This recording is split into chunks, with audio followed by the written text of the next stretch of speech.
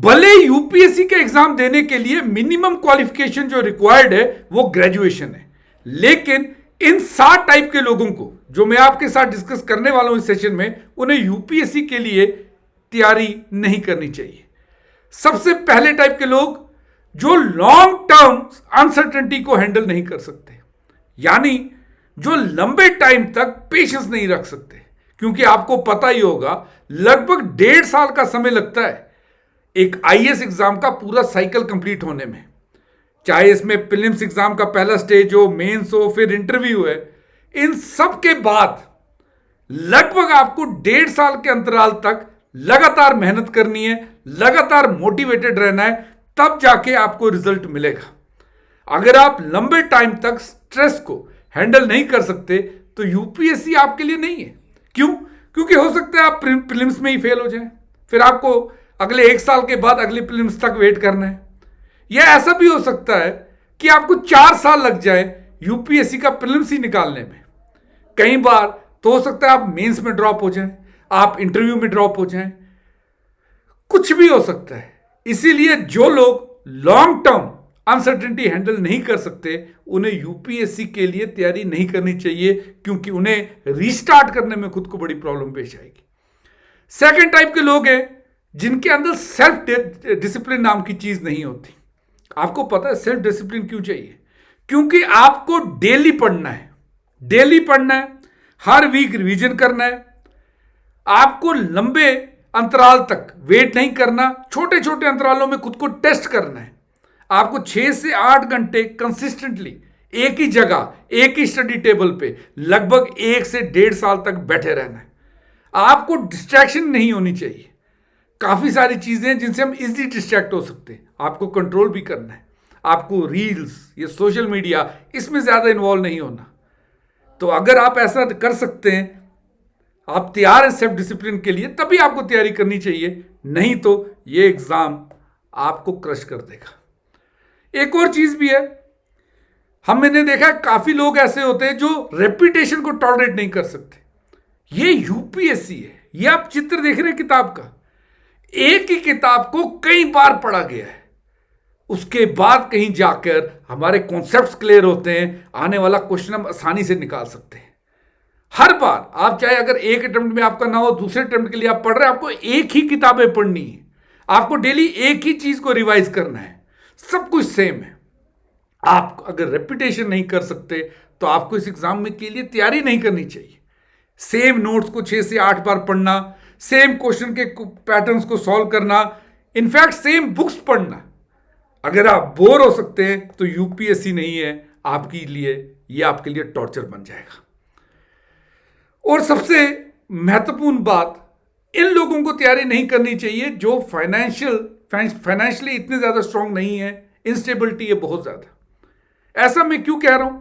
क्योंकि कहीं ना कहीं पैसा एक नीड है तैयारी में, हम इसे इनकार नहीं कर सकते। आपको किताबें लेनी है, आज तक तो आपको गैजेट्स भी चाहिए, जैसे आप मेरी क्लास देख पा रहे हैं इस वक्त, तो आप गैजेट्स की मदद से देख पा रहे हैं जो पैसे से आते हैं। आजकल तो लोग आईपैड्स हो गया, मैक, लैपटॉप्स, फोन्स, इन सब का यूज कर रहे हैं तैयारी के लिए। और ये सब किताबों से लेकर ये गैजेट्स खरीदने के लिए, इवन पढ़ाई के लिए, कोचिंग फीस के लिए आपको पैसा चाहिए। अगर आप फाइनेंशियली इनस्टेबल है तो आपको तैयारी नहीं करनी चाहिए, क्योंकि आपका ज्यादातर जो टाइम है, जो ज्यादातर माइंड है, वो अपने फाइनेंशियल नीड्स को पूरा करने की ओर लगेगा। आप एग्जाम की ओर कंसंट्रेट नहीं कर पाएंगे। बाकी जितने आपने रीजन पढ़े उस सब में तो आपकी हिम्मत है, आपकी प्लानिंग है, आपका माइंडसेट है जो आपको निकाल सकता है। लेकिन इस फाइनेंशियल इंस्टेबिलिटी वाली चीज से मैं आपको निकाल सकता हूं, क्योंकि अनअकैडमी की जो सब्सक्रिप्शन है अब केवल 19,999 के में मिल रही है। यूपीएससी की 1 साल की सब्सक्रिप्शन इंडिया के बेस्ट एजुकेटर से पढ़ने के लिए कल ऑफर खत्म हो रहा है। आप मेरा कोड NAVI57 भी यूज कर सकते हैं एडिशनल डिस्काउंट्स के लिए, तो आपको मिल जाएगी। इंडिया के बेस्ट एजुकेटर से आप पढ़िए। लगभग अगर आपको सीसैट ही काली एक ऐसी चीज है जिससे आपको डर लगता है, बाकी जीएस आपका स्ट्रांग है। 7,999 इंडिया की best CSAT faculty Madhukar sir आपको सीसैट के सारे कॉन्सेप्ट्स क्लियर करवाएंगे। तो यहां मैंने आपकी हेल्प कर दी अगर आप फाइनेंशियली इंस्टेबल है। और देखते हैं कौन से लोगों को तैयारी नहीं करनी चाहिए। सबसे इंपॉर्टेंट, जो लोग फेलियर्स को इमोशनली हैंडल नहीं कर सकते, जो इमोशनली इतने स्ट्रांग नहीं है कि वो फेलियर्स को सह पाए। क्योंकि अगर आप इनफैक्ट अगर मैंने एक लंबा टाइम देखा हुआ है तैयारी करने का, right from the IIT to the UPSC, तो मैंने कई बार देखा है, कई बार मैं सुनता हूं, हम सब भी सुनते हैं कि बच्चे कुछ गलत कदम उठा लेते हैं अगर वो एक बार स्टेप में फेल हो जाए। तो अगर आप इमोशनली स्ट्रांग नहीं है तो आपको तैयारी नहीं करनी चाहिए। मेरे को पता है प्रीलिम्स में आप फेल हो जाए बहुत दुख लगता है, मेंस में आपको पता ही होगा कि अनप्रिडिक्टेबल किसको कितने मार्क्स मिलेंगे, कौन सा ऑप्शनल ऊपर जाएगा, कौन सा नीचे आएगा।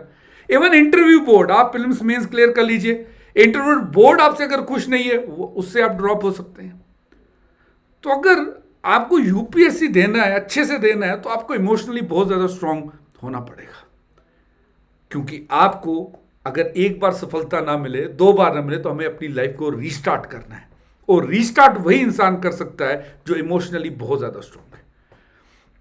आगे उन लोगों को तैयारी नहीं करनी चाहिए जो सोसाइटी या फैमिली के प्रेशर में आके तैयारी कर रहे हैं। जैसे ये मीम देखिए, aspirant dies from study and society pressure, dark सा मीम है, but aspirants after taking a new life, parents से मेरा बच्चा IAS बनेगा। तो यानी जो सोसाइटी और पेरेंट्स के प्रेशर में तैयारी कर रहे हैं, आप स्कूल में अच्छे थे, आपके पेरेंट्स या सोसाइटी ने कह दिया कि बेटा IAS के एग्जाम दो, और आप एग्जाम दे रहे हैं, आपका खुद का कोई मन नहीं है, तो आपको तैयारी नहीं करनी चाहिए।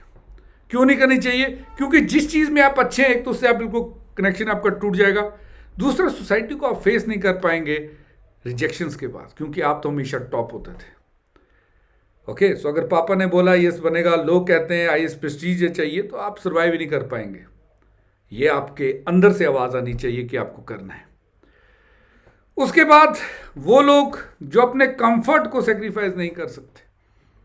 हम सबका कंफर्ट है रील्स देखना, नेटफ्लिक्स देखना, कौन सी सीरीज नहीं आई, इवन रेडिट पे जाके पोस्ट पढ़ लेना, कमेंट्स तक हम लोग पढ़ लेते हैं कई बार, मैं खुद ऐसा होता था कई बार। तो अगर हम सुबह लेट उठना, 6 to 8 आवर्स का टाइम डेडिकेटेड ना देना, अगर हम अपना कंफर्ट नहीं छोड़ सकते, सेक्रीफाइस नहीं कर सकते, तो UPSC की तैयारी नहीं करनी चाहिए। यानी इन सबको जब तक हम कैंसिल नहीं करेंगे तब तक हमें अपनी UPSC की तैयारी को स्टार्ट नहीं करना चाहिए। क्यों? क्योंकि UPSC क्या क्या मांगता है? UPSC डिमांड करता है सोशल लाइफ को अपने थोड़ा कट करना है, लिमिटेड आउटिंग्स होनी चाहिए, मैंने नहीं कहा खत्म ही कर दीजिए, लिमिटेड होनी चाहिए, नेटफ्लिक्स वगैरह ये बिंज जो लाइफस्टाइल है उसको छोड़ना पड़ेगा, और हॉलीडेज तो केवल दिवाली या आपका बर्थडे शायद हो सकता है। तो ये कुछ ऐसे लोग थे, कुछ ऐसे ट्रेड्स थे लोगों में, अगर कंटिन्यूसली है ऐसे ट्रेड, तो उन लोगों को UPSC की तैयारी नहीं करनी चाहिए। क्योंकि मैंने आपको कुछ फैक्ट्स भी पता है। हाँ, अगर कोई कंट्रोल कर ले इन चीज़ों पे तो आप तैयारी कर सकते हैं। जब आप तैयारी करने का सोचें तो इस चैनल को जरूर सब्सक्राइब कर लें, और मेरे को कमेंट करके ज़रूर बताइएगा वीडियो आपको कैसे लगी। Thanks for watching Unacademy, let's crack it guys.